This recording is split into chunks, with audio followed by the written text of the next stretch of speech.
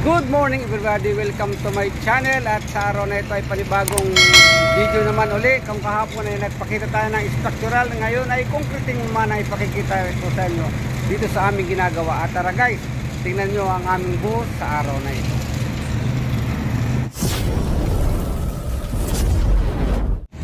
At ito nga mga karot, binuhusan namin ang electrical slab. Ito ang electrical slab namin na binubuhusan namin sa araw na ito guys. At ito, ang laki nito ay 10 meters by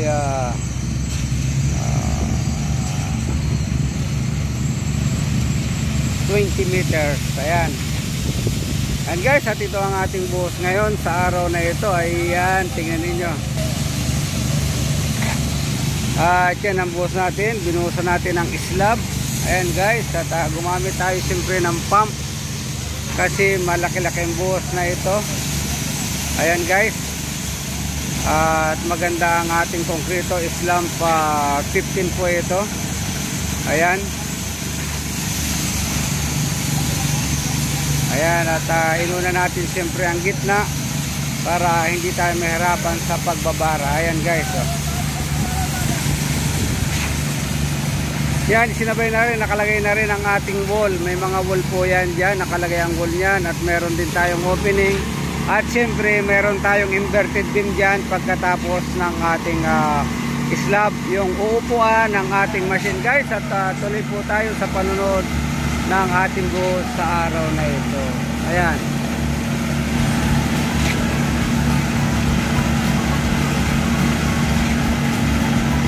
At hindi lang ito ang bubuhusan natin mga kahardot, may buhos pa rin tayo sa grid beam. Ayan, kahapon ay umulan ng dalawang araw kaya na-delay ang ating buhos. Sana ay nung isang araw pa ito nagkaroon tayo ng problema sa ating climate change. At kaya ngayon natuloy. At pinaalala ko, pag nagbuhos tayo ng slab, siyempre meron tayong mga nakalagay ang polyethylene sheet natin dyan guys. Dito tayo.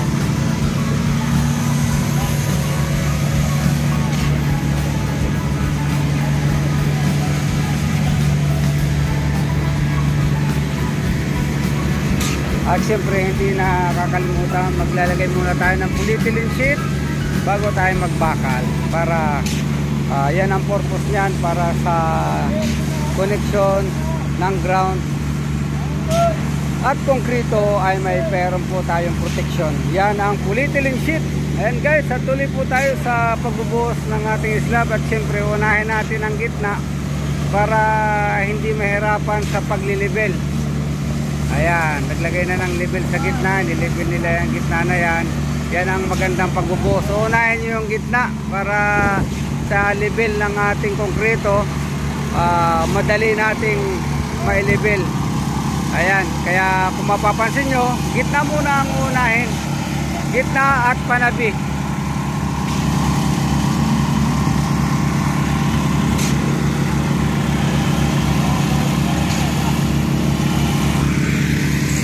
At siyempre mga karot, hindi natin pinakalimutan, kahit nasa slab tayo yan, yung ating vibrator, kailangan natin i-vibrate yan para yung maganda na settlement ng ating konkreto. Yan guys.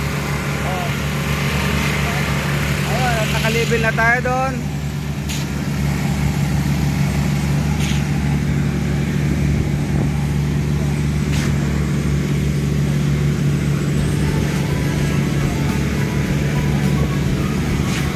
Yan guys, kita nyo, yan muna ang unahin. Tapos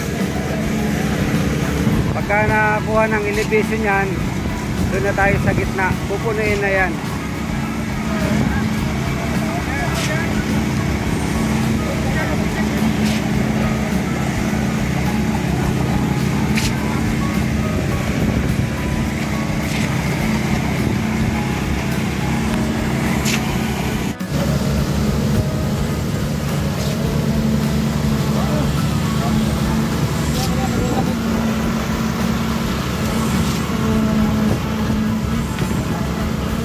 Yup! Yup!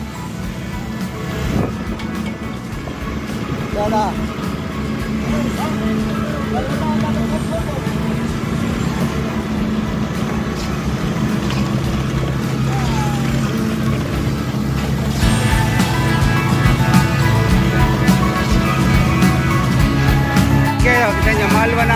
level niyan. At gagamitan natin ng mahabang bara. Aluminum bar. Ayan.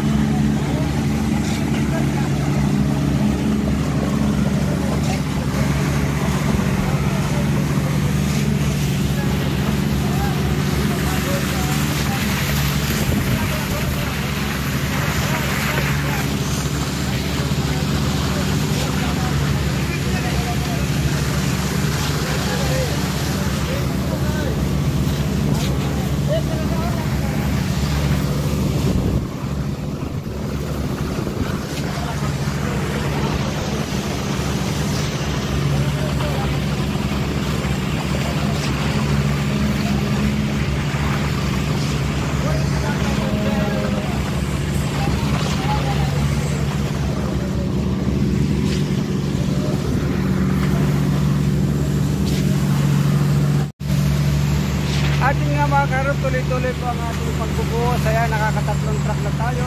At siyempre, isasabay na natin dyan ang level. Nililibin na nila doon para sa ating finish. Mayroon po itong finish floor line. Naka-finish po ito. Ayan, tuloy po tayo sa panonood ng ating buhos.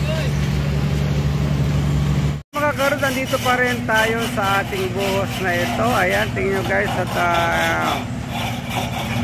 ang ating pagbubuhos. Ayan, at itong ating 6 meter aluminum bar ay nililinis niya dahil gagamitin natin doon yan.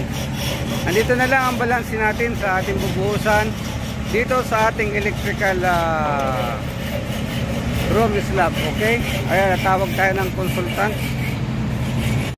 At yun guys, nakatapos nga kami doon sa electrical at ang binubuhusan naman natin ngayon uli ay itong grid beam. Ayan, nakita ko sa inyo ang pagbubuhos natin at ang ating vibrator siyempre kasunod at kailangan yan. At ito nga ang mga kahardot, mention ko sa ulit sa inyo, shout out sa mga OFW na mga nasa construction. Lahat ng door area na opening ay i-make ready, finish nyo na para mas maganda. Kung magkaroon man ng repair, hindi ka na maglalagay ng ano pa mang topping. Kaya ang ginagawa namin dito mga kahardot ay list namin yan. Nakapinish yung door opening natin kung saan ang area ng door opening dapat nakapinish. Ayo, up to here kada finish up to there. Ayo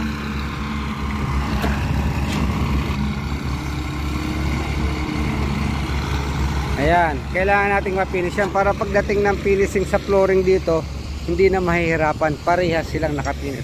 Yun mga kadot, tuloy pa rin po tayo sa pagbubuhos at babalikan ko yung ating binuhusan dito sa electrical. Ipakikita ko sa inyo. At ito naman, pagkatapos at medyo matigas na, siyempre, kailangan nating lagyan ng binsin ng ating mga helicopter. And guys, at dito ulit tayo sa ating electrical room. Ayan, dito kasi may mga machine room, may mga electrical machine tayo dito ilalagay. Ayan, nakumpleto ng buhusan yan. At ngayon gagamitan naman natin ng concrete trowel para sa pagpipinis. Finish po yan, nakapinis po ang flooring natin itong ating electrical room na ito. Ayan guys, at maraming salamat pong muli At maraming salamat mong muli sa inyong panonood ng aking video. At ito na, ipipinis na natin ang ating electrical room floor slab. Ayan, at inihahanda na nga nila yung ating mga machine. Ayan guys, yan ang ating gagamitin dyan, concrete floor. Ayan.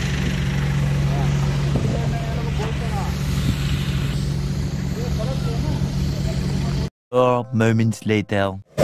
At ito naman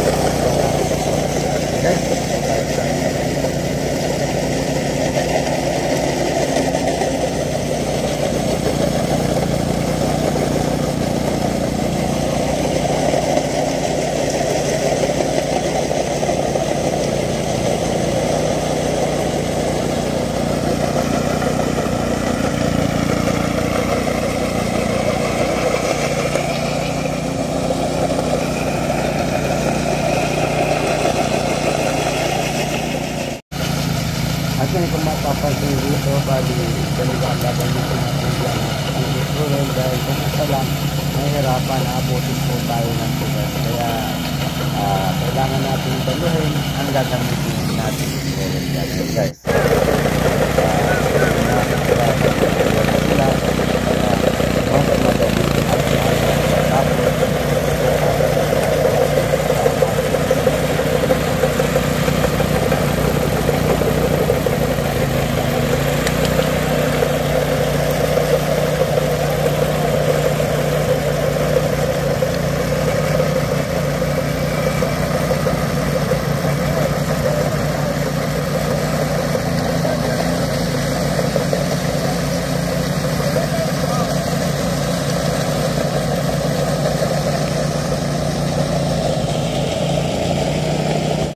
At yun nga mga good morning muli, at ito na ang aming binuhusan na slab. Ayan na, natapos na kahapon, at syempre ngayon lalagyan natin ng jute. Yan para sa ating curing. Ayan mga karot, at ayan po ang nangyaring buhos. At ating isusunod na dito ang wall. Yan, yung mga wall yan, yung column yan ang ating sa ating working dito sa electrical room. At yun lamang, maraming salamat po sa inyong panonood, at kung may comment down below lamang, at para maipaliwanag at magbigyan ng mga idea. Yun lamang po, at salamat, bye bye.